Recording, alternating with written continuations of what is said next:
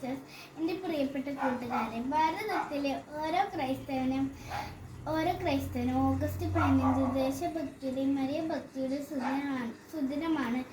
പരിശുദ്ധ മറിയത്തോടുള്ള ഭക്തിയും ബഹുമാനവും കാത്തുസൂക്ഷിക്കുന്നവരാണ് നമ്മൾ. അതുപോലെ ജന്മഭാവമില്ലാതെ ജനിച്ച ഏക വ്യക്തിയാണ് പരിശുദ്ധ അമ്മ. അതുപോലെ തന്നെ കർമ്മം കൊണ്ട് പാപരഹിതയാണ് നമ്മുടെ അമ്മ.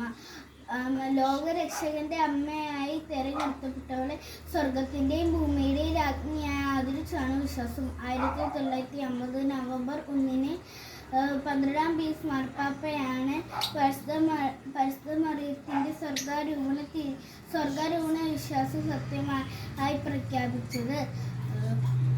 പരിശുദ്ധ അമ്മ ഭൂമിയിലെ ജീവിതത്തിന്റെ അവസാനത്തിൽ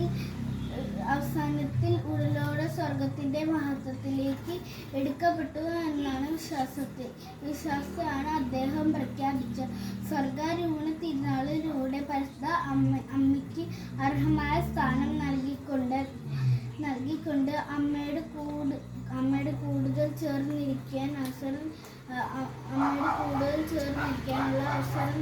അവസരം തീരട്ടെ എന്ന് ഞാൻ പ്രാർത്ഥിച്ചുകൊണ്ട് നിർത്തുന്നു.